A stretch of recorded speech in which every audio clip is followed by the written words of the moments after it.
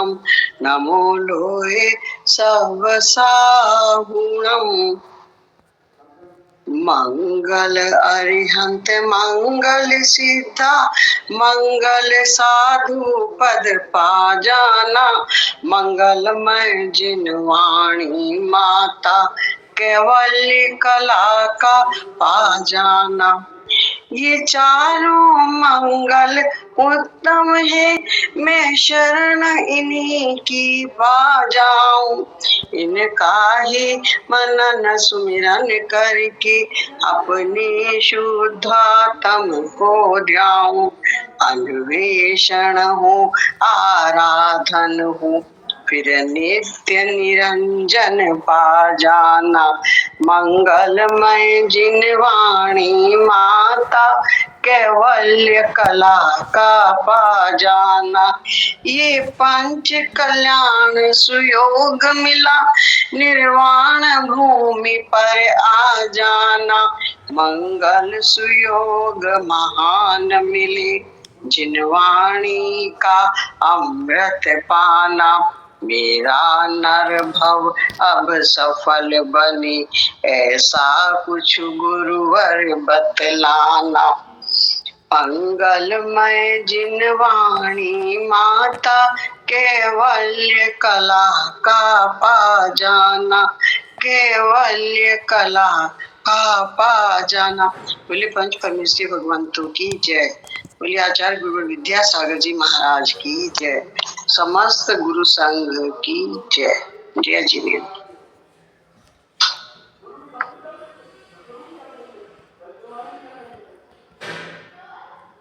बहुत सुंदर दीदी, आपको धन्यवाद।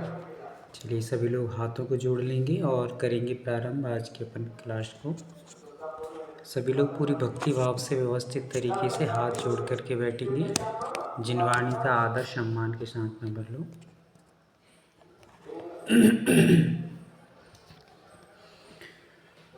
नमो अरिहंताणं नमो सिद्धाणं नमो आयरीयाणं नमो वज्रायाणं नमो लोये शव्वशाहुणम्।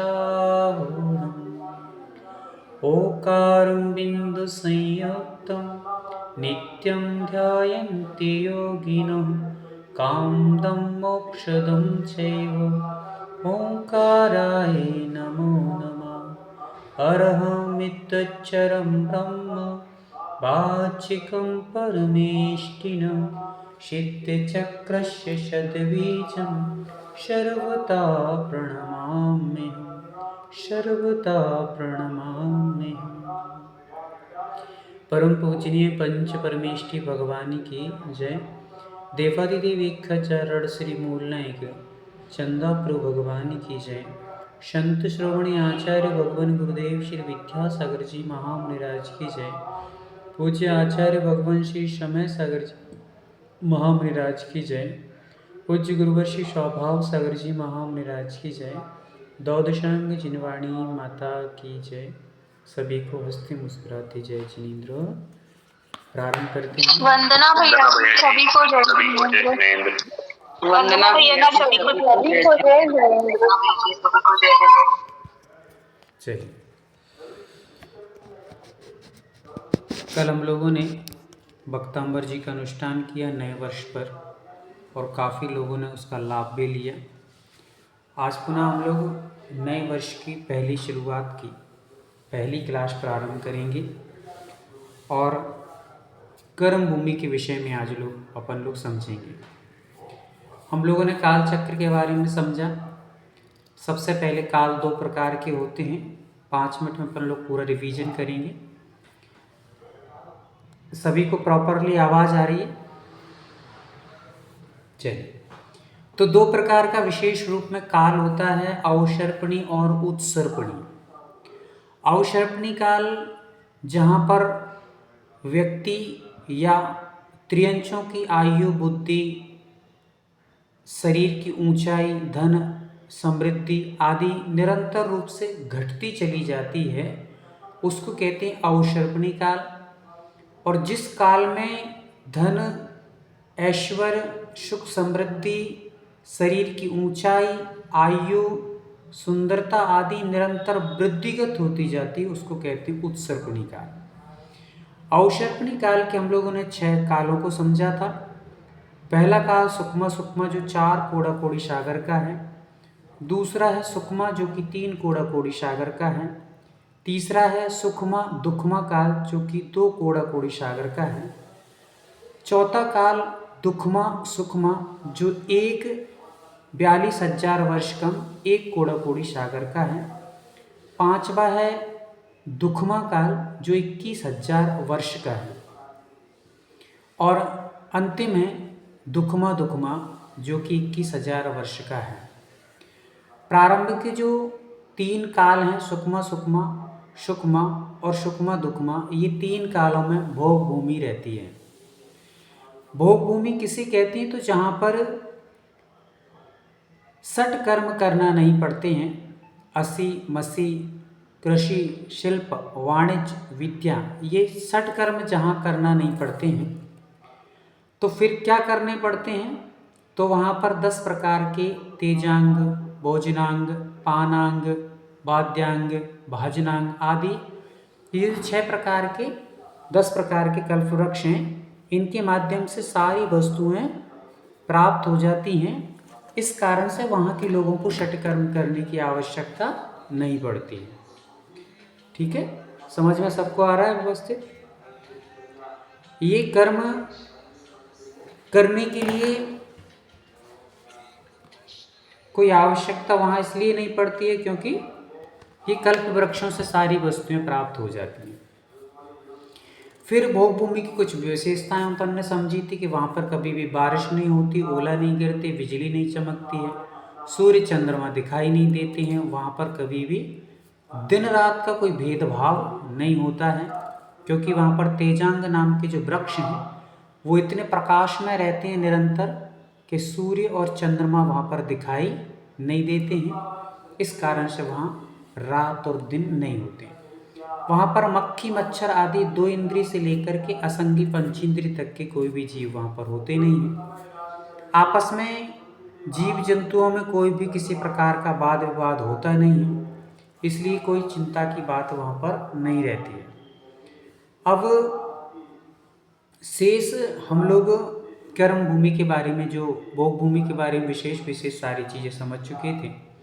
प्रथम जो उत्तम भोग भूमि है वहाँ पर जो बच्चों का जन्म होता है तो जो पत्नी होती है उसको वहाँ पर आर्या कहा जाता है और पति जो रहता है उसको आर्य कहा जाता है। वहाँ पर पति पत्नी का कोई संबंध नहीं होता है किंतु वे युगल जन्म लेते हैं और दोनों ही युगल रूप में रहते हैं। वहाँ पर ऐसा शादी विवाह वाला कोई सिस्टम नहीं होता है। वहाँ पर कोई बच्चे हैं, परिवार हैं, माता पिता हैं, संबंधी हैं, परिजन हैं, ये सारा सिस्टम भोग भूमि में नहीं होता है। ठीक है, इसके साथ साथ में जो बच्चे क्रम से बढ़ते हैं तो उत्तम भोग भूमि में 3-3 दिन की गैप से बढ़ते चले जाते हैं। 3-3-3 करके 7 आप लगा लेंगे तो 21 दिन में पूरे के पूरे बच्चे योग्य हो जाते हैं, सारे काम करने के योग्य और सम्यक दर्शन की प्राप्ति की योग्यता।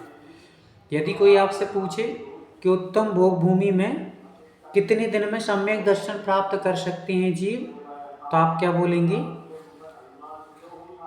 21 दिन में वहाँ पर सम्यक दर्शन प्राप्त किया जा सकता है। कोई पूछे मध्यम भोग भूमि में कितने दिन में सम्यक दर्शन प्राप्त किया जा सकता है, तो आप लोग कहेंगे 35 दिन में किया जा सकता है।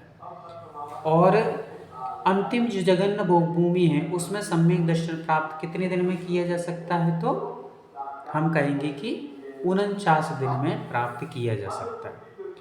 आपसे कोई कहे कि जो 7-7 दिन 49 किए आपने, 5-5 दिन करके 35 किए, 3-3 दिन करके 21 किए, तो इसका कुछ क्रम बताइए। तो चलिए कौन बताएगा? सबसे पहले क्रम 21 दिन का क्रम बताना है। 21 दिन में उत्तम भोग भूमि में जीव किस प्रकार से बढ़ते क्रम में आगे बढ़ जाते हैं, सम्यक दर्शन के योग्य हो जाते हैं। आज बताना है किसको? स्वयं हैंड रेस करके रखेंगे कौन कौन बताना चाहता है?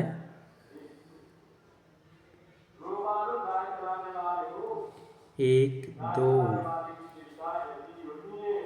दो जन, 3 जन। बहुत अच्छा, मतलब 3 जनों को अच्छे से व्यवस्थित तरीके से, और रेणु दीदी को भी अच्छे से व्यवस्थित तरीके से पता है। कोमल भैया भैया जी मैं बताना नहीं चाह रही क्योंकि औरों को मौका मिलना नहीं, चाहिए। ज़रूरी है, सबको अवसर मिले। चलिए, तो नए नए स्टूडेंट बताएंगे। वैसे बहुत सारे लोग, अच्छे अनुभवी लोग इसमें जुड़े हुए हैं और काफ़ी लोग नए तरीके से सीख रहे हैं, उनको भी अवसर मिले। रश्मि दीदी, आप बताएंगी क्या? जी भैया जी, हाँ 21 दिन का क्रम ऐसे चलता है। 3 दिन वो उत्तम भोग भूमि में 3 दिन उनका जब जन्म होता है तो 3 दिन अंगूठा छूते हैं। पहले के 3 दिन वो अंगूठा छूते हैं, फिर वो 3 दिन दूसरे क्रम में लेने लगते हैं। फिर तीसरे 3 दिन में लड़खड़ाने लगते हैं, पैरों से चलते हैं, लड़खड़ाते हुए पैरों से चलते हैं। फिर चौथे 3 दिन कला के अभ्यास में प्रवीण होते हैं। फिर 5वां जो 3 दिन होता है उसमें युवा होते हैं। फिर छठा जो 3 दिन का होता है समय, उसमें सम्यक दर्शन हो जाता है, ग्रहण करने योग्य हो जाते हैं। और लास्ट के 3 दिन में फिर वो सम्यक दर्शन प्राप्त। गलत है थोड़ा सा इसमें तो। थोड़ा सा बीच में एक मिस्टेक हो गई है, थोड़ी सी। लड़ 3 दिन में क्या लड़खड़ होगा उसमें फिर? हाँ, प्रयास कीजिए एक बार और। कोई दिक्कत हाँ, नहीं, बहुत अच्छा प्रयास पहले है आपका। और बिना देखे यदि आप बोल रहे हैं तो बहुत अच्छा प्रयास है आपका, बहुत अच्छा। हाँ आपका तीसरा क्रम गलत हुआ है, तीसरा। हाँ तीसरा क्रम में, सेकंड क्रम में तो भैया जी ने बोला कि वो रेंगने शुरू हो जाते हैं, तो ऐसा मुझे बताया था। मतलब जैसे ऐसे फर्स्ट दिन में तो अंगूठा छूते हैं, फर्स्ट डे। ठीक है, फिर दूसरे 3 दिन में वो रेंगने लगते हैं। ठीक है। रेंगना नहीं लगते हैं, फर्स्ट में तो अंगूठा चूसते ही हैं, दूसरे में घुटनों के बल चलने लगते हैं। फिर हाँ, वही आपने बोला कि मतलब पाँव के बल नहीं चलते हैं, वो रेंगते हुए चलते हैं घुटनों के बल। हाँ, फिर तीसरा क्रम जो आता है उसमें वो लड़खड़ाते हुए चलने लगते हैं। फिर चौथा हाँ क्रम जो हाँ, आता है उसमें व्यवस्थित चलने लगते हैं। ऐसे 4 स्टेप लगाना है वहाँ पर। चौथे स्टेप में व्यवस्थित अच्छा चलना अच्छा, है। वो हाँ हाँ हाँ हाँ, बिल्कुल बराबर बराबर। सेम जैसे हम लोग इधर बच्चों का होता है ना, प्रारंभ में घुटनों से चलते हैं, फिर धीरे धीरे दीवार आदि पकड़ करके, गाड़ी आदि से पकड़ के चलते हैं, गिरते हैं, फिर धीरे धीरे पूर्णता से अच्छे से चलने लगते हैं। तो ये समझ लेना चाहिए। बहुत अच्छा, आपने अच्छा प्रयास किया है। जी भैया जी।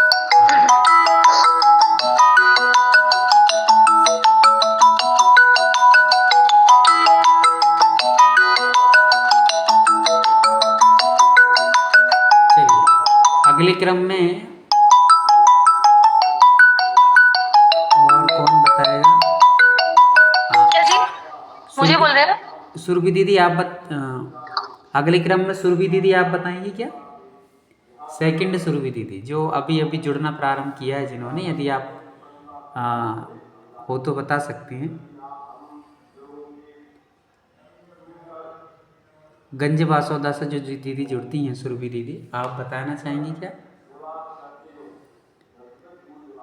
चलिए, कोई दिक्कत नहीं है। शोभा दीदी आप बताएंगी क्या? वंदना भैया जी। हाँ बताइए। भैया जी हम बता रहे हैं। हाँ बताइए बताइए, देख के नहीं बताइए, बिना देखे, जैसा भी हो नहीं वैसा। भैया, हाँ बिना देखे बता रहे भैया जी, हमने नोट नहीं बनाया अभी। चलिए बताइए।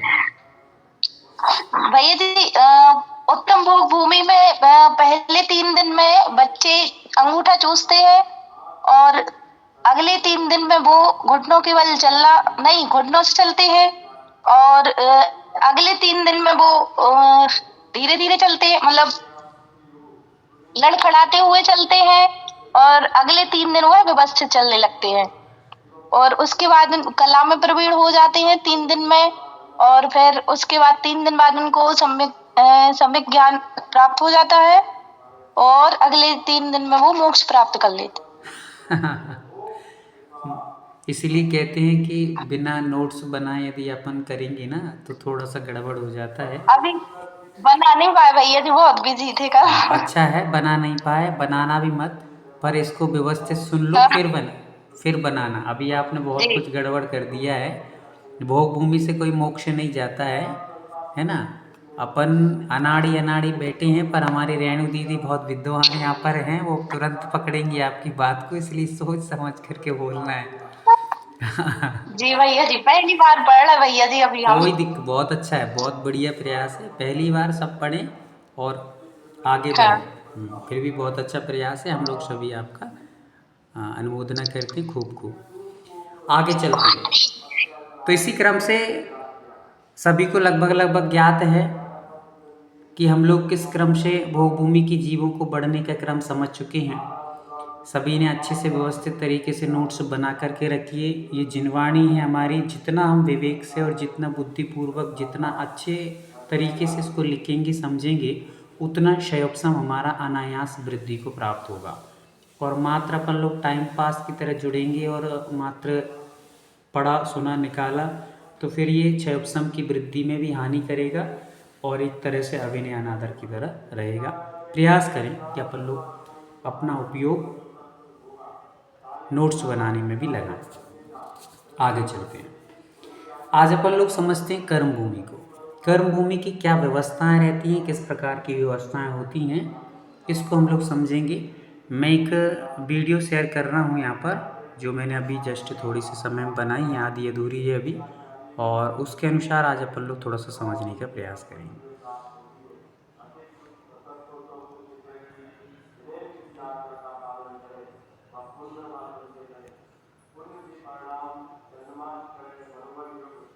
सबको दिखाई दे रही है?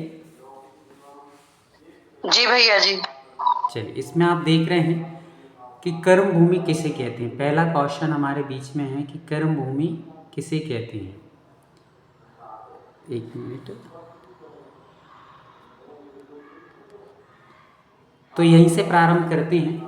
भोग भूमि के बारे में अपन ने समझा था कि जहाँ पर असी मसी कृषि शिल्प वाणिज्य विद्या ये षटकर्म जहाँ करना नहीं पड़ते उसे भोग भूमि कहते हैं। किंतु अब इससे विपरीत हो जाती है कर्म भूमि, जहाँ पर हमें ये षटकर्म पूरी तरीके से करना रहता है। असी का अर्थ होता है तलवार चलाना।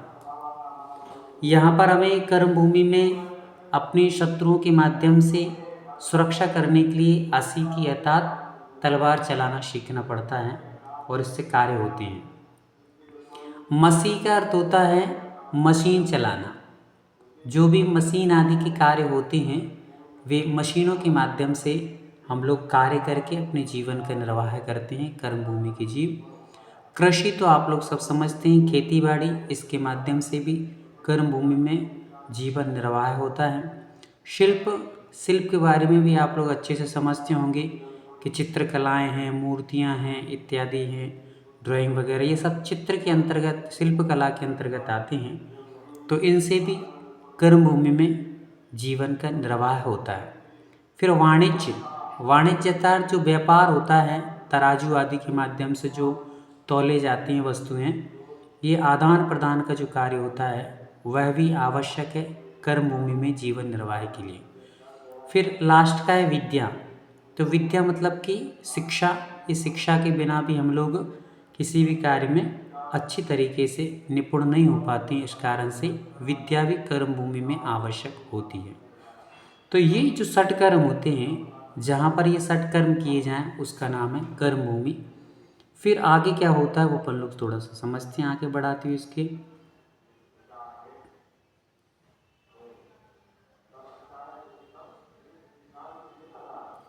अब आप देख रहे हैं अगला प्रश्न हमारे सामने आया है कि कर्म भूमि कितनी होती है। तो कर्म भूमि पूरे 2.5 द्वीप में 15 होती है। इनके ही भेद करने पर कर्म भूमि 170 हो जाती है। अब थोड़ा सा विशेष रूप से दिमाग को एकदम एकाग्र चित्त कर लीजिए। सारे के सारा फोकस आपको इस वीडियो और इस पर बताने वाली सारी की सारी चीज़ों पर करना है। हमने पढ़ा कि ढाई द्वीप में कर्म भूमियाँ 15 होती हैं, और इनकी जब हम लोग भेद कर देंगे तो 170 हो जाएंगे। तो वे कर्म भूमियाँ ढाई द्वीप में 15 कैसे होती हैं? तो सबसे पहले 5 आपको भरत, 5 ऐरावत और 5 विधेय क्षेत्र। एक मिनट आप थोड़ा सा म्यूट रखिए, म्यूट कर लीजिए। तो सबसे पहले आपको ये समझना है कि ढाई द्वीप, फोकस ये करना है कि ढाई द्वीप में है, जम्बूद्वीप अकेले में नहीं है, ढाई द्वीप की चर्चा की जा रही है। तो हम लोगों ने पहले पढ़ के आए हैं कि हम लोग मध्यलोक में रहते हैं, और मध्यलोक में असंख्यात द्वीप और असंख्यात समुद्र हैं। एक द्वीप के बाद एक समुद्र है, फिर एक द्वीप के बाद फिर समुद्र है, फिर द्वीप है, फिर समुद्र है, ऐसे करके एक द्वीप एक समुद्र, एक द्वीप एक समुद्र, एक द्वीप एक समुद्र, ये क्रम चलता है। तो हम यहाँ पर ढाई द्वीप की चर्चा कर रहे हैं। अब आप लोगों ने कहा, सोचा होगा कई लोग, जो नए लोग जुड़े हैं, कि ढाई द्वीप नाम का कौन सा द्वीप है ये। तो क्वेश्चन होना स्वाभाविक है कि ढाई द्वीप में 15 कर्म भूमियाँ हैं, तो ये ढाई द्वीप कौन सा है। तो उसको हम लोग सबसे पहले समझ लेते हैं कि पहला द्वीप कौन सा है हमारा, जम्बू द्वीप, राइट। फिर उसके बाद आता है समुद्र एक, जिसका नाम है समुद्र, मतलब जम्बू द्वीप। फिर उसके बाद कालोदधी नाम का एक समुद्र आता है। फिर कालोदधी समुद्र के लवण बाद समुद्र, लवण समुद्र। हाँ, लवण समुद्र। तो दूसरा, उसके बाद लवण समुद्र आता है। फिर लवण समुद्र के बाद आता है धातकी खंड नाम का दूसरा द्वीप। पहला द्वीप कौन सा हो गया, जम्बू द्वीप, फिर लवण समुद्र, फिर उसके बाद दूसरा द्वीप कौन आया, तो धातकी खंड नाम का दूसरा द्वीप आता है। अभी समझ लीजिए विशेष रूप से, फिर आप लोग लिख लेना। दूसरा द्वीप कौन सा हो गया, धातकी खंड द्वीप। फिर इसके बाद क्या आएगा, समुद्र आएगा, तो वो हो जाएगा कालोदधी समुद्र। फिर उसके बाद जो द्वीप आएगा उसका नाम है पुष्करवर द्वीप। कितने द्वीप हो गए, 3 द्वीप। पहला जम्बू द्वीप हो गया, फिर धातकी खंड द्वीप हो गया, और तीसरा हो गया पुष्करवर द्वीप। ये 3 ही द्वीप के नाम याद कर लीजिए बस, और ज़्यादा अपन को बहुत सारा याद नहीं करना है। पहला द्वीप जम्बू द्वीप, दूसरा द्वीप धातकी खंड द्वीप, और तीसरा द्वीप है पुष्करवर द्वीप। ये 3 द्वीप हैं। अब इन 3 द्वीपों में से एक जो लास्ट का हमने समझा है, तीसरे नंबर का पुष्करवर द्वीप, उस द्वीप के बीच में एक मानुषोत्तर नाम का पर्वत आ जाता है। क्या आ जाता है, तीसरे द्वीप जो है पुष्करवर द्वीप, उसके सेंटर में बिल्कुल बीचों बीच में एक पर्वत है जिसका नाम है मानुषोत्तर पर्वत। अब उसके आगे कोई मनुष्य जा नहीं सकता है, इसलिए हम लोगों ने आधा द्वीप लिया है उसको, क्योंकि आधा तो अपने काम का रहा नहीं, उस साइड तो मनुष्य जा नहीं सकता है। इसलिए उस साइड जब मनुष्य नहीं जा सकता है तो कर्म भूमि नहीं होंगी वहाँ पे। तो आधे में ही द्वीप, आधे द्वीप में कर्म भूमियाँ हैं, तो आधा लेने से ये आधा बचा। और जम्बू द्वीप और धातकी खंड ये 2 हो गए। उस पुष्करवर द्वीप आधा ले लिया हमने, तो 2 में आधा जोड़ दिया, तो ये हो जाते हैं 2.5 द्वीप। कितने हो गए, 2.5 द्वीप।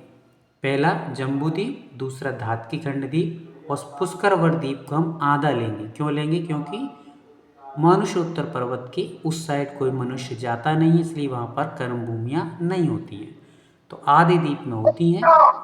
ये हो जाता है हमारा 2.5 द्वीप। समझ में सबको आ रहा है। अब अपन इस वीडियो को आगे समझते हैं तो इसको और आपको खुलासा होगा। अब आप देखिए, बहुत ध्यान से समझ के चलिएगा। जम्बू द्वीप में 7 क्षेत्र हैं, ये अपन पहले पढ़ के आए हैं, आपको स्पष्ट दिखाई दे रहा होगा। कोई एक जन जिनको स्पष्ट दिखाई दे रहा है, ये पढ़ के सुनाएंगे कि क्या लिखा है। चलिए अस्मिता दीदी आप सुनाइए। जम्बू द्वीप में 7 क्षेत्र है, 7 क्षेत्र है। भैया जो मुझे बोला या किसी ने? हाँ पढ़िए, पर जो भी बोल रहे हैं बोलते जाइए आप। जम्बू द्वीप में 7 क्षेत्र हैं। पहला है भरत कर्म भूमि, दूसरा है हेमावत भोग भूमि, तीसरा है हरि भोग भूमि, चौथा है विदय कर्म भूमि, पांचवा है सम्यक भोग भूमि, छठा है हिरण्यवत भोग भूमि, सातवां है ऐरावत कर्म भूमि। हाँ इस प्रकार जम्बू द्वीप में 3 कर्म भूमि है। हाँ, आपने जो सम्यक बोला है वो रम्यक लिखा है, रम्यक। रम्यक है। हाँ चलिए, अब आप इसको समझिए ध्यान से। ये 7 जो हैं हमारे जम्बू द्वीप में 7 क्षेत्र हैं। 7 क्षेत्र को हम लोग ये समझ लें कि 7 एक तरह से जिले हैं या संभाग हैं या तहसील है, कुछ भी समझ लीजिए। तो ये जो 7 क्षेत्र हैं, इन 7 क्षेत्रों में आपको दिख रहा है कि कर्म भूमि कितने स्थान पर लिखा है? पल्लवी दीदी बताइए, कर्म भूमि कितने स्थानों पर लिखा है? 3 जगह पे भी लिखा है। कहाँ कहाँ लिखा भरत है? क्षेत्र, हाँ भरत, फिर विदय क्षेत्र, हाँ फिर ऐरावत, हाँ, और हाँ 3 ही क्षेत्र में। 3 क्षेत्र में। तो आप यहाँ पर देख रहे हैं कि 7 क्षेत्रों में से मात्र जम्बू द्वीप के 3 क्षेत्रों में कर्म भूमि रहती है, बाकी क्षेत्रों में भोग भूमि है। इसलिए नीचे लिखा है कि इस प्रकार जम्बू द्वीप में 3 कर्म भूमि है। पहला द्वीप की चर्चा चल रही है अभी, मात्र जम्बू द्वीप की। तो जम्बू द्वीप में कितनी कर्म भूमि हो गई कोमल भैया? 3 भैया जी। 3 हो गई। चलिए, अब ये याद रखना है आपको कि जम्बू द्वीप में 3 कर्म भूमियाँ हैं। अब हम आगे देखते हैं इस वीडियो को, फिर आपको क्लियर हो जाएगा और बताते हैं अभी।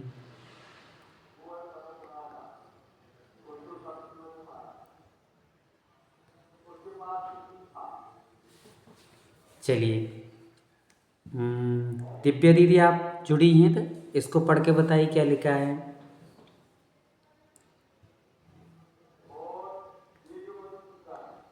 नहीं है, दिव्या दीदी नहीं है।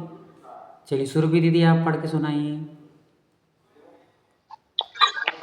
जम्बू द्वीप से 2 गुनी अर्थात डबल धातुकी खंड द्वीप की व्यवस्था है।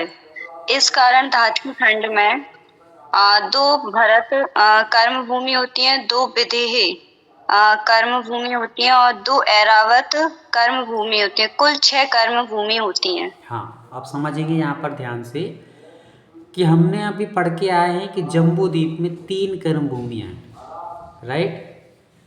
और बाकी के क्षेत्रों में क्या है? भोग भूमियाँ हैं। तो जितनी व्यवस्था जम्बू द्वीप में थी, 7 क्षेत्र हैं जम्बू द्वीप में, तो धातुकी खंड में भी 7 ही क्षेत्र हैं, किंतु डबल डबल हैं। 2 भरत हैं, 2 हेमवत हैं, 2 हरि हैं, 2 विदेह क्षेत्र हैं, 2 हिरण्यवत क्षेत्र हैं, 2 रम्यक क्षेत्र हैं, 2 ऐरावत क्षेत्र हैं। ऐसे करके 2-2 हैं वहाँ पर। जम्बू द्वीप में कितने कितने थे? एक एक था, और धातुकी खंड में 2-2 हैं। तो अपन ने यहाँ पर जो कर्म भूमि वाले क्षेत्रों को ले लिया है, विदेह क्षेत्र जो भोग भूमि वाले क्षेत्र थे उनको अभी अपन ने छोड़ के रखा है, क्योंकि अपन लोग कर्म भूमि समझ रहे हैं। तो वहाँ पर धातुकी खंड में कितने भरत क्षेत्र हैं? 2 हैं। तो 2 भरत क्षेत्र हैं तो कर्म भूमि भी 2 होंगी। 2 विदेह क्षेत्र हैं तो कर्म भूमि भी कितनी होंगी? 2 कर्म भूमि होंगी।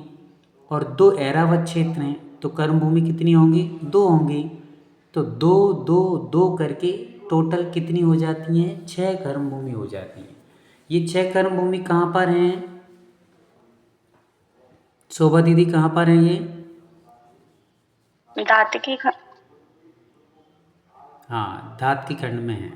ठीक है, अब आप प्लस कर लीजिए। जम्बू द्वीप में कितनी थी सुभाष भैया? नहीं भैया जी बंदना 3। जम्बू द्वीप में 3 थी। धातुकी खंड में कितनी हैं? 6 हैं। प्लस करेंगे तो टोटल कितनी हो जाएंगी?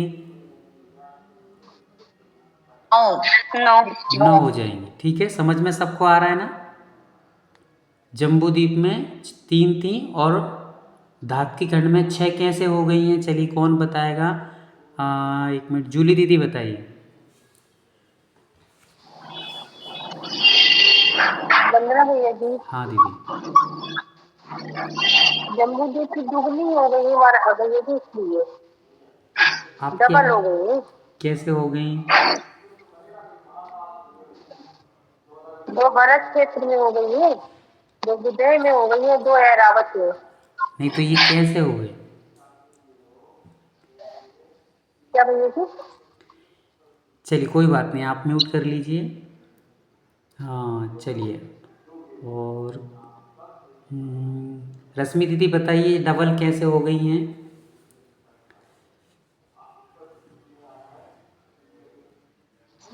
भैया जी, इसमें मतलब इसके हिसाब से जम्बू द्वीप से डबल है वो, नहीं थोड़ा कंफ्यूजन है। चलिए कन्फ्यूजन है, कोई दिक्कत नहीं, म्यूट कर लीजिए आप। रेणु दीदी आप बताइए, आप समझाइए इनको। वंदना भैया जी, क्योंकि जम्बू द्वीप से दुगना है हमारा घात की खंड, इसलिए यहाँ पर जम्बू द्वीप में के भरत क्षेत्र, विदेह और ऐरावत में एक एक आई थी, तो यहाँ दुगना क्षेत्र होने से ये दुगने दुगने हो गए, तो भरत में 2, विदेह में 2 और ऐरावत में 2 कर्म भूमियां, इस प्रकार कुल हमारी 6 कर्म भूमि इसमें बनती हैं। हाँ बहुत सुंदर। अब ऐसे हम लोग समझ सकते हैं कि जैसे मान लो हमने किसी की शादी की, तो हमने मान लीजिए एक बच्चे को 1 रुपये दिया और दूसरे बच्चे को हमने डबल दिया, तो 1 रुपये पहले वाले बच्चे को दिया तो दूसरे वाले को डबल देंगे, तो डबल कितना हो जाएगा? 1 का डबल कितना होता है? दुगना 2 होते हैं, स्वाभाविक है। तो वैसे ही जम्बू द्वीप को हमने 1 भरत दिया, जम्बू द्वीप को हमने 1 विदेह क्षेत्र दिया, जम्बू द्वीप को हमने 1 ऐरावत क्षेत्र दिया, तो अब इससे डबल हमने धातकी खंड में दिए, तो डबल कितने हो गए? 1 की जगह 2 भरत हो गए। वहाँ पर 1 विदेह था तो यहाँ पर 2 विदेह क्षेत्र हो गए, वहाँ पर 1 ऐरावत क्षेत्र था तो यहाँ पर 2 ऐरावत क्षेत्र हुए। डबल डबल कर तो यही होता है। तो अब यदि 2 भरत क्षेत्र होंगे तो दोनों भरत क्षेत्रों में अलग अलग 1 कर्म भूमि होंगी, तो 2 कर्म भूमि हो जाएंगी। 2 विदेह हैं तो 2 कर्म भूमि होंगी, और 2 ऐरावत क्षेत्र हैं तो दोनों में अलग अलग 2 कर्म भूमि हो जाएंगी। तो ऐसे करके धातु की खंड में डबल व्यवस्था हो जाती है। तो प्लस करने पर जम्बू द्वीप के और धातु की खंड के हम लोग प्लस करेंगे तो 3 और +6 = 9 हो जाते हैं। अब आगे चलते हैं अपन लोग। अब आप इसको देखिए अच्छे से, इसमें क्या लिखा हुआ है।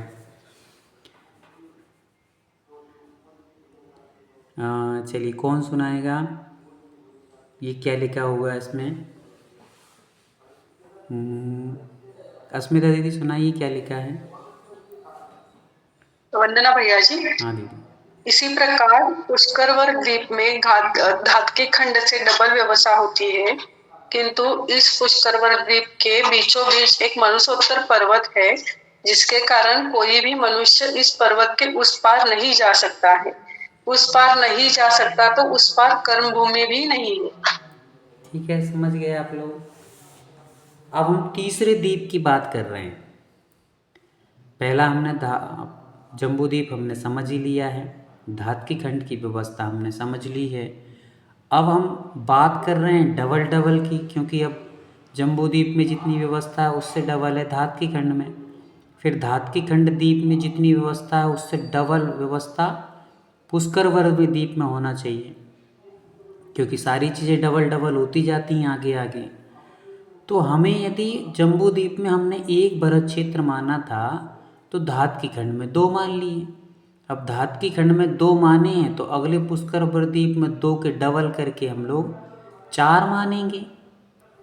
मानना चाहिए कि नहीं मानना चाहिए? 2 के डबल कितने हो जाएंगे? 4। 4 हो जाएंगे। तो अब 4 हो जाएंगे, पर यहाँ पर हम लोग 2 मानेंगे। 4 की जगह हम 2 ही मानेंगे, डबल नहीं मानेंगे। क्यों नहीं मानेंगे? तो उसका यहाँ पर रीजन बताया गया है कि रीजन ये है कि पुष्करवर द्वीप जो है वो है तो धातु खंड से डबल ही, किंतु उसके बीचों बीच में, पुष्करवर द्वीप में के बीचों बीच में एक पर्वत है, और पर्वत का नाम है मानुषोत्तर। उसका नाम ही क्या है? मानुष उत्तर। 2 शब्दों के मेल से ये पर्वत का नाम बना है, मानुष प्लस उत्तर।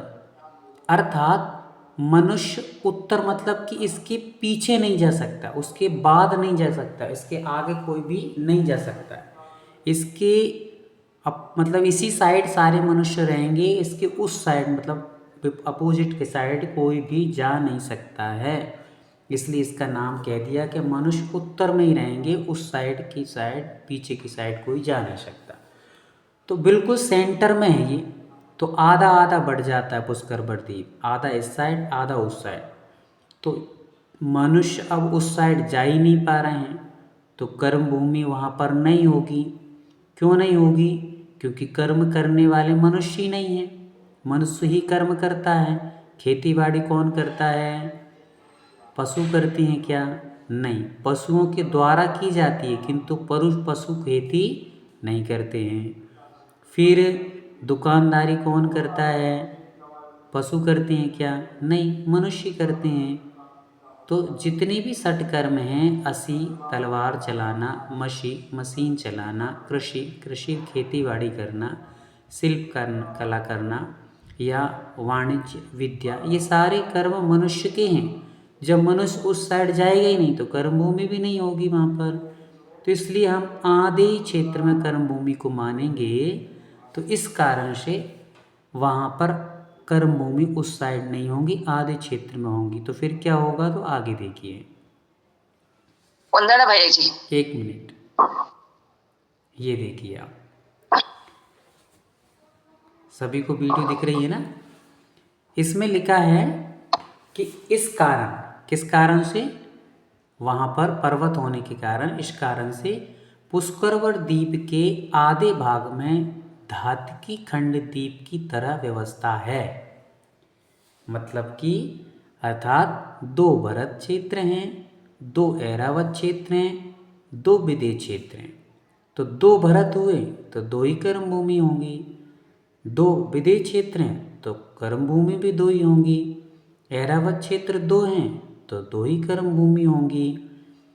यदि वो पर्वत नहीं होता तो यहाँ पर 4 भरत क्षेत्र होते, 4 विदेह क्षेत्र होते, 4 ऐरावत क्षेत्र होते, और ये 4 4 4 होते तो फिर कर्म भूमि भी 4 4 4 हो जाती। पर आधे क्षेत्र में कर्म भूमि है ही नहीं है, तो इसलिए आधे क्षेत्र में 2 ही रह जाती हैं। तो 2 भरत में 2 कर्म भूमि, 2 विदेह क्षेत्र में 2 कर्म भूमि, 2 ऐरावत क्षेत्र में 2 कर्म भूमि, तो कुल कितनी हो गई हैं? 6 कर्म भूमि, है ना? ये समझ में आपको सबको आ रहा होगा शायद, धीरे धीरे और समझते हैं अपन। अभी इसको समझ लीजिए पहले इस वीडियो के माध्यम से। अब आप देखिए, इस प्रकार जम्बू द्वीप की 3, धातु खंड की 6, पुष्करार्ध की 6, कुल मिलाकर के 15 कर्म भूमि हैं।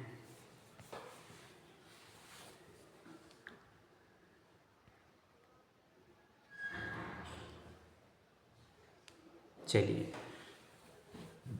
किसको समझ नहीं आया एक बार हैंड रेस करेंगे कि हमें इसमें कुछ समझ नहीं आया, और जिसको समझ में आया है, हाँ एक तो हाथ उठ रहा है, सुरभि जैन ने हाथ उठाया, फिर बाकी सबको लगभग लगभग समझ में आया है। सुमन दीदी, आवाज़ सुन रहे हैं यहाँ?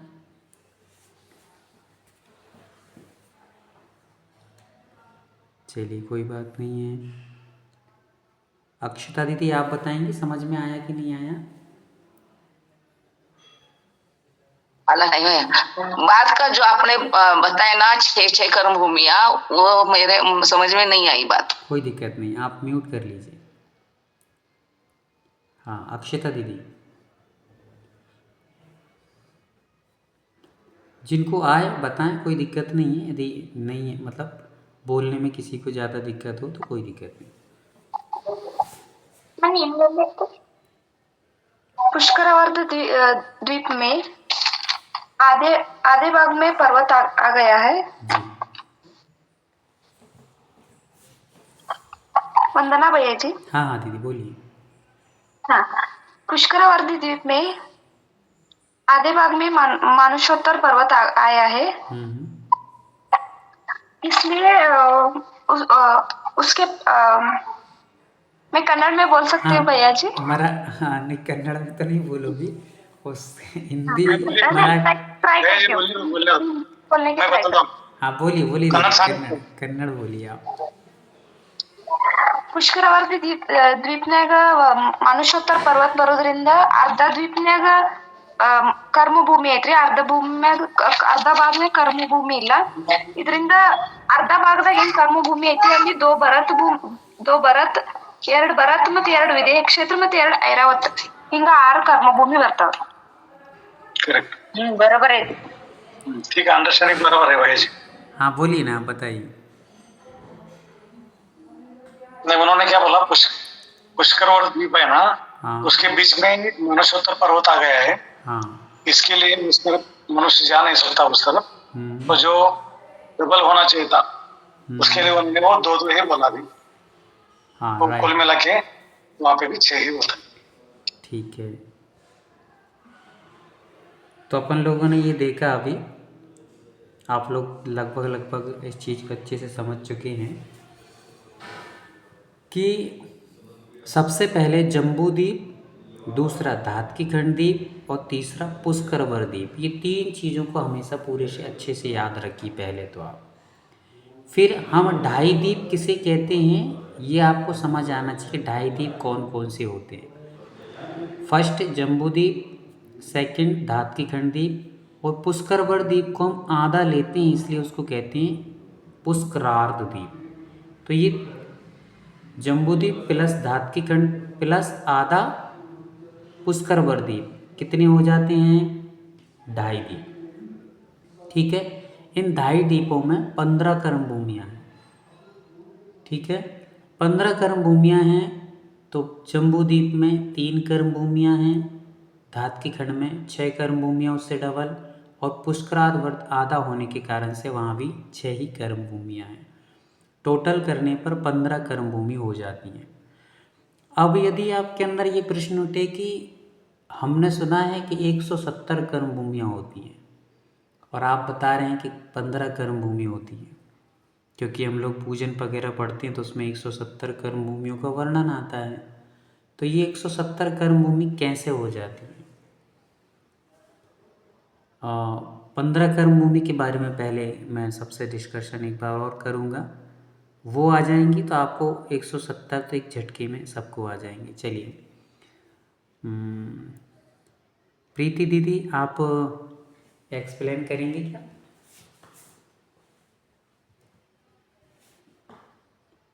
रत्ना दीदी चलिए। नहीं पता भैया जी, हाँ नहीं पता भैया जी इसके बारे में। नहीं 170 वाला नहीं बताना, अभी अपन ने जो पढ़ा है 15 वाला वही बताना है आपको, 15 कर्म भूमि कैसे होती है। चलिए रत्ना दीदी जम्बू आप। द्वीप में 3 कर्म भूमि होते हैं हाँ और धातकी खंड में 6 होते हैं हाँ और पुष्करवर द्वीप में 6 होते हैं। 6 होते हैं, ये तो ठीक है, पर किस रीजन से होते हैं वो रीजन भी बताना है आपको। 6 होते हैं पर क्यों, जम्बू द्वीप से 6 धातकी खंड में क्यों हैं?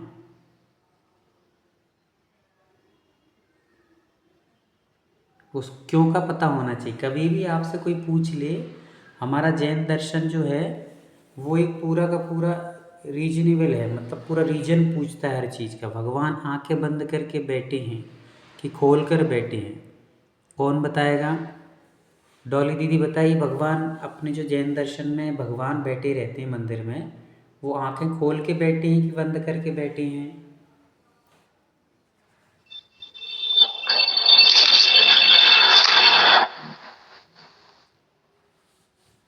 हाँ बताइए। वंदना भैया, हाँ दीदी। नासा दृष्टि रहती है वो अपने आप में लीन रहते हैं। नहीं, बस इतना बताना है आपको कि खुली रहती हैं आँख के बंद रहती हैं? खुले हैं, खुले। खुली रहती हैं, बहुत अच्छा। हाँ जी। चलिए अर्धोन्मीलित रहते हैं भैया जी। नासा दृष्टि रहती है उनकी तो। एक मिनट, जिससे पूछेंगे ना उनको ही बोलना है। अपन को अनुशासन थोड़ा सा क्लास का बना के रखना है ताकि सबको ज्ञात हो सके। तो अपन जिससे पूछे उनको बस बताना है। बहुत अच्छा, आपने बताया कि आंखें खुली रहती हैं, है ना डॉली दीदी? ठीक है, हाँ जी। म्यूट कर लीजिए। अगले क्रम में डॉली दीदी म्यूट कर लीजिए। ओके। अगले क्रम में रत्ना दीदी बताएंगी कि आंखें खुली रहती भगवान की या बंद रहती हैं? आंखें खुली होती है भैया खुली जी। रहती हैं, बहुत बढ़िया। बंद कर लीजिए। संजू दीदी आप क्या बताना चाहेंगी, आंखें खुली रहती कि बंद रहती हैं? खुली रहती है भैया जी। खुली रहती हैं। भैया जी खुली रहती हैं कि भगवान की खुली रहती हैं? भैया जी। अच्छा, वैसे तो भैया जी की भी खुली रहती हैं। जूली दीदी आप क्या बताएंगी? भैया जी खुली रहती है, नासा दृष्टि रहती है। हाँ, भैया जी खुली रहती हैं और भगवान की नासा दृष्टि रहती है। भगवान की। भगवान की नासा दृष्टि रहती है। चलिए, जी भैया बहुत जी। अच्छा जवाब आ रहा है सब। अर्पिता आप बताइए।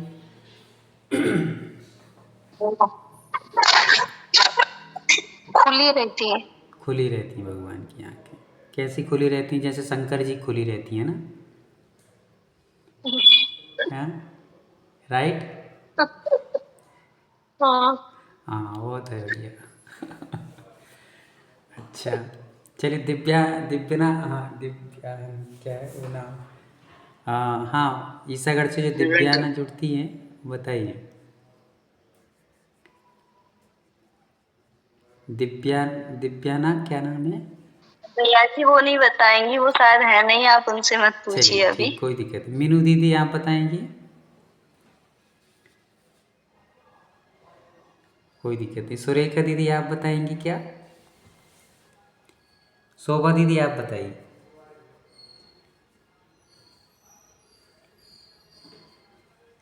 चलिए, तो थोड़ा सा वीडियो ऑन करके जिनकी अनुकूलता बने ना वो ऑन करके रखिए। कारण उससे ये रहता है कि आप चित्त लगा करके पूर्णता से सुन सकेंगे और आलस नहीं करेंगे।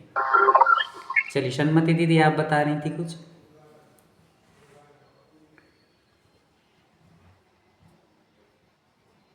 चलिए, कोई रिप्लाई नहीं। तो अब हमारे हाँ, मनीषा दीदी आप बताइए। मीनाक्षी दीदी क्या नाम? हाँ, भैया जी उनकी दृष्टि नासा पे रहती भगवान की, और वो कायोत्सर्ग मुद्रा में नीचे की तरफ देखते हैं। नीचे की तरफ देखते हैं कि नाक को देखते हैं कि नीचे देखते हैं?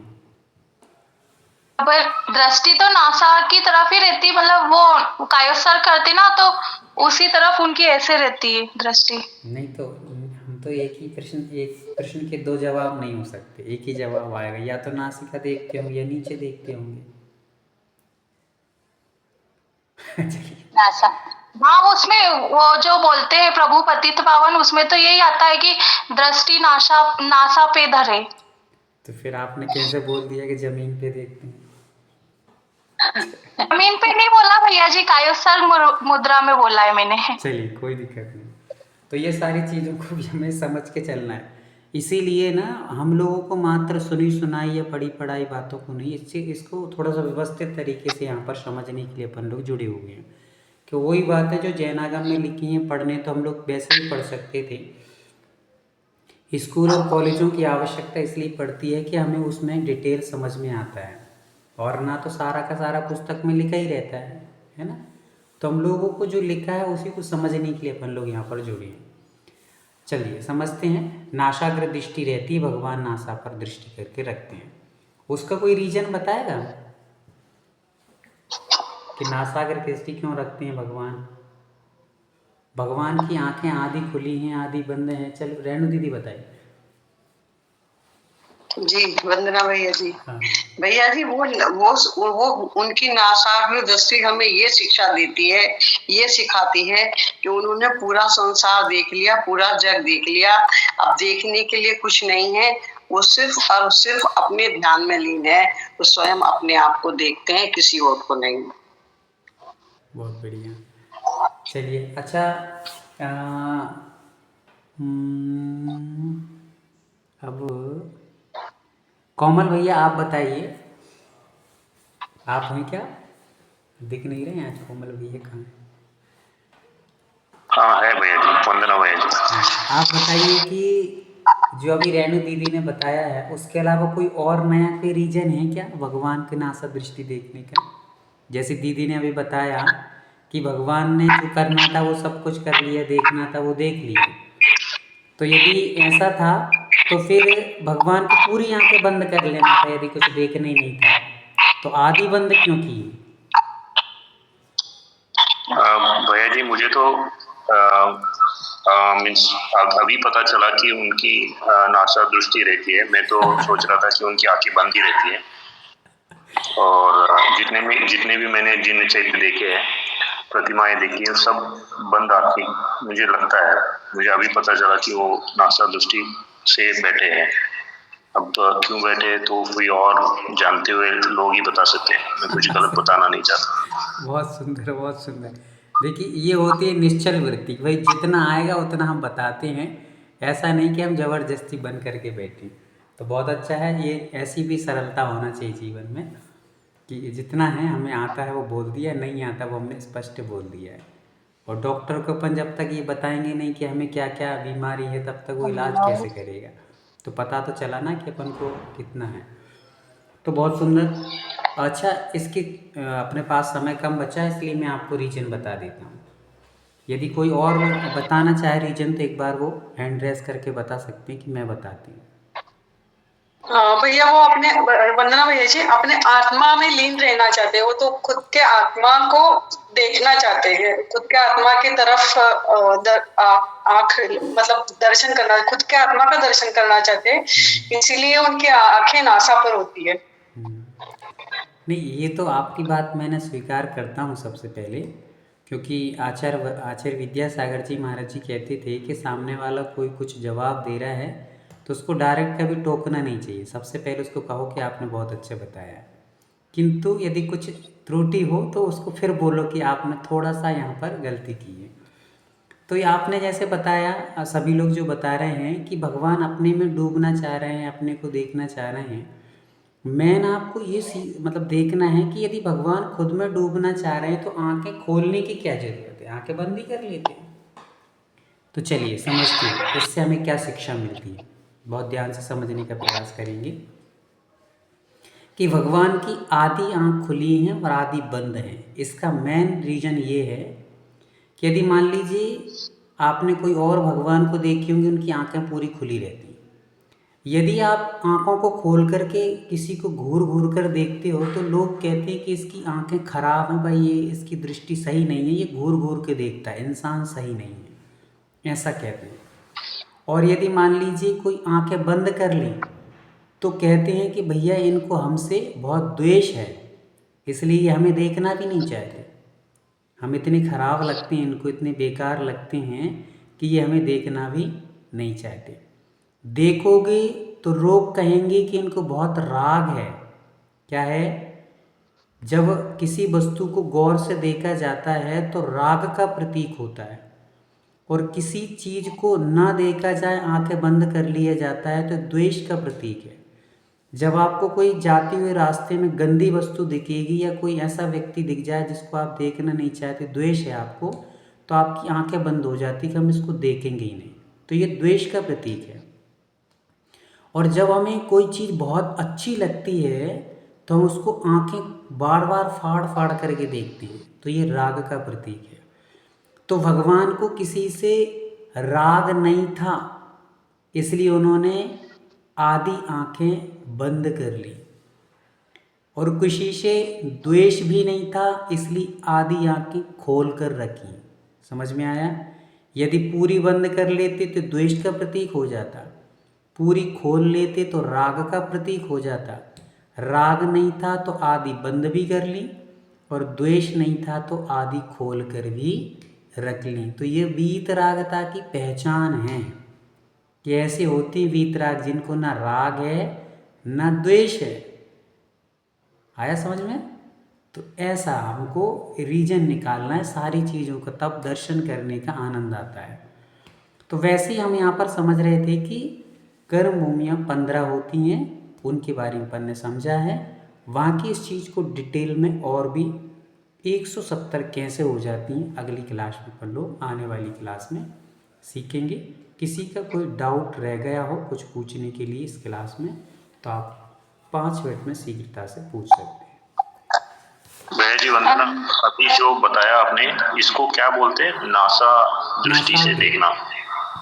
नासाग्र, नासा और अग्र मतलब जो नासा के अग्रभाग होता है ना अपना उठने वाला भाग, उसको देखते हैं भगवान। नाक को नहीं देख रहे हैं, नाक का जो अग्रभाग है नासाग्र, जो उठा हुआ हिस्सा होता है उसको भगवान देख रहे हैं। तो नासाग्र दृष्टि, नासा के अग्रभाग पर।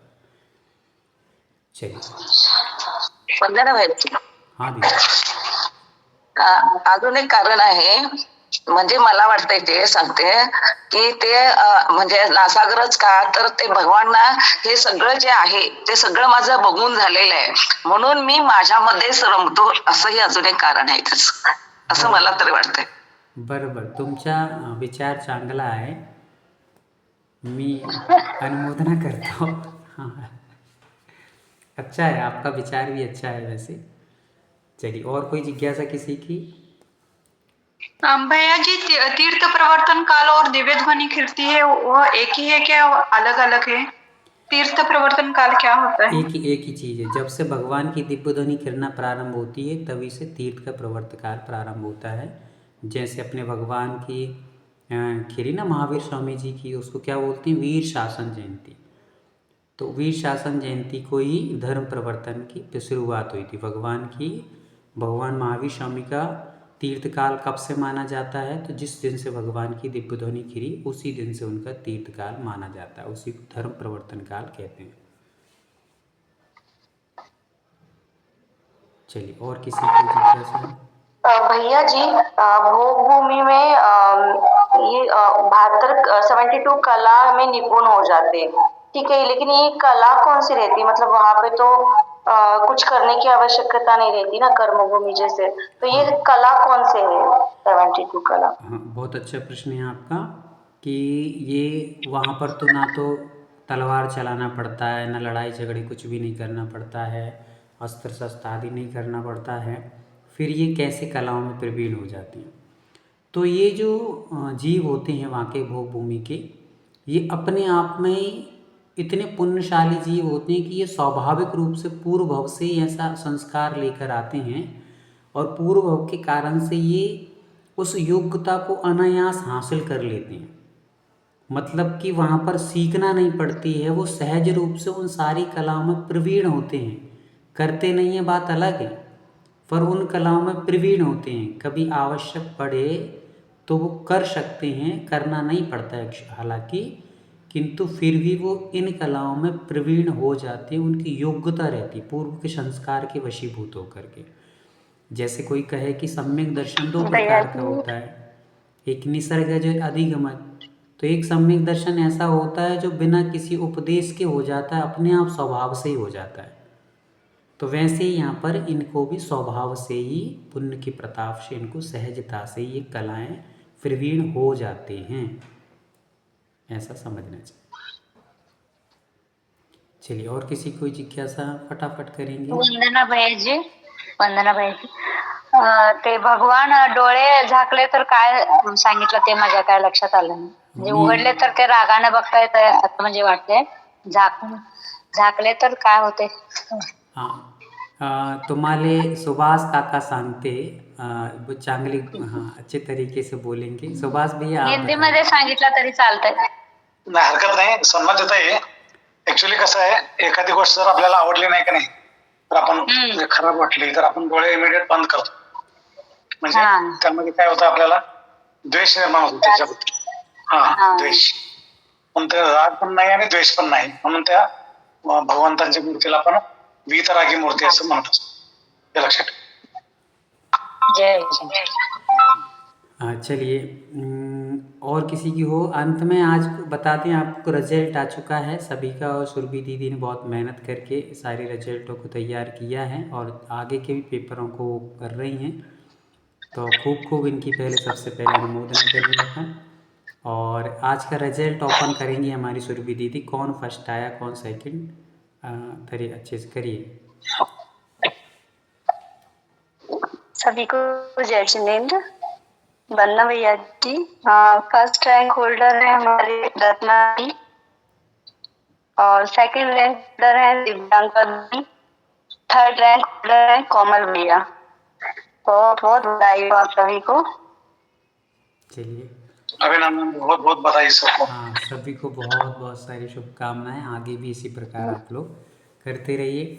इस बार कुछ नए चेहरे सामने आए हैं। रत्ना दीदी फर्स्ट आई हैं, सेकंड में दिव्यांका बहन आई है, उसके बाद हमारे कोमल भैया ने भी इस बार अच्छी छलांग लगाई और वो भी नंबर में आ गए हैं। तो बहुत बहुत शुभकामनाएं सभी के लिए, ऐसे ही आगे बढ़ें और अगले पेपर की तैयारी रखें। कुछ पेपर के नियम बदल दिए गए हैं, वो आपको कल सूचना मिल जाएगी। आज अपन जिनवाणी की स्तुति पढ़ते हैं। वंदना भैया जी। हाँ दीदी। वंदना भैया जी। जैसे आपने बोला कि 3 एग्जाम्स होंगे और उसका एवरेज काउंट होके फिर फाइनल एग्जाम में मार्क जोड़ दिए जाएंगे, जी जी जी है ना? राइट। तो तीसरा एग्जाम मेरा हुआ नहीं है कुछ कारणवश। हाँ ठीक, कोई दिक्कत नहीं।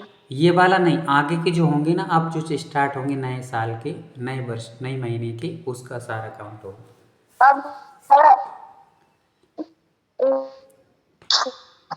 वंदना भैया जी, एक जिज्ञासा थी।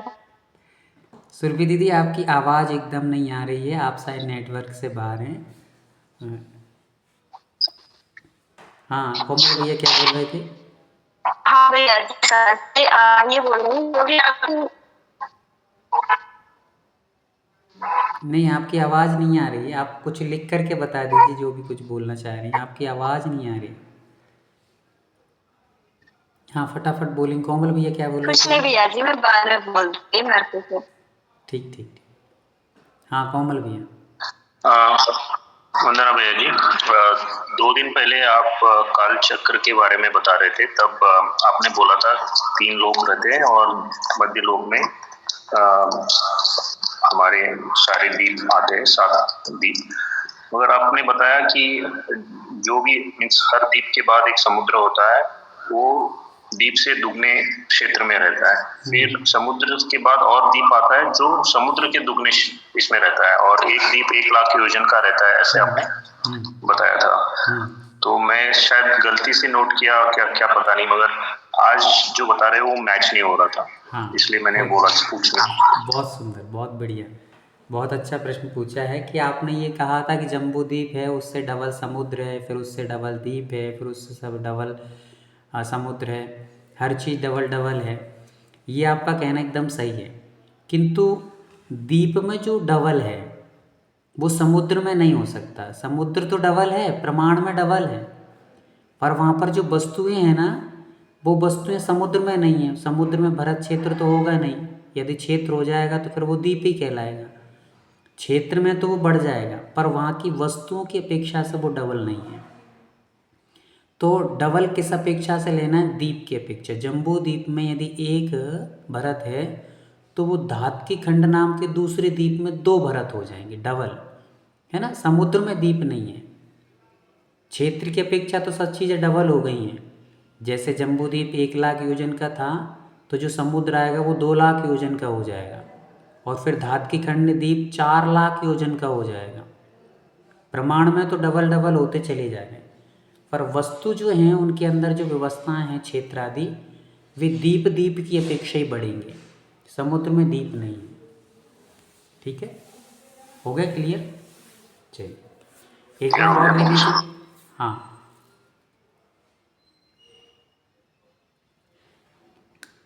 चलिए करें अपन एंड। सभी लोग हाथ जोड़ लेंगे, जिनवाणी स्तुति करेंगे, और आज के नोट्सों को सब तैयार कर लें व्यवस्थित तरीके से। आपको वीडियो समय पर भेज दी जाएगी।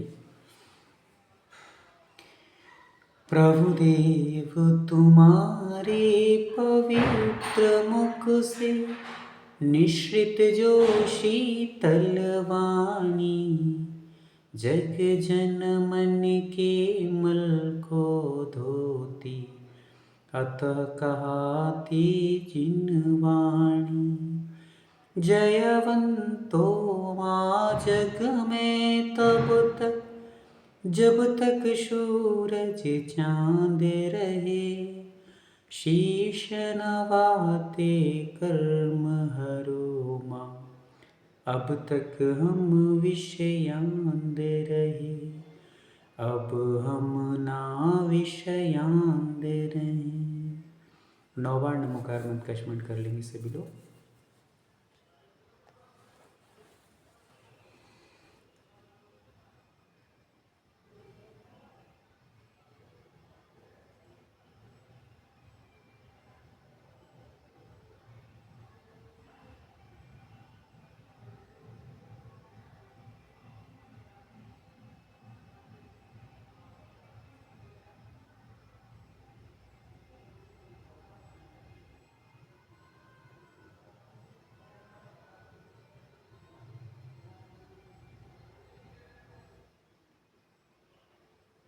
वंदना भैया जी सभी को जय जिनेंद्र। वंदना भैया जी, प्रतिमा दादा वंदना भाभी वंदना भैया जी सभी को जय वंदना भैया जी सभी को जय जिनेंद्र। वंदना भैया वंदना भैया जी सभी को जय जिनेंद्र। जय जिनेंद्र।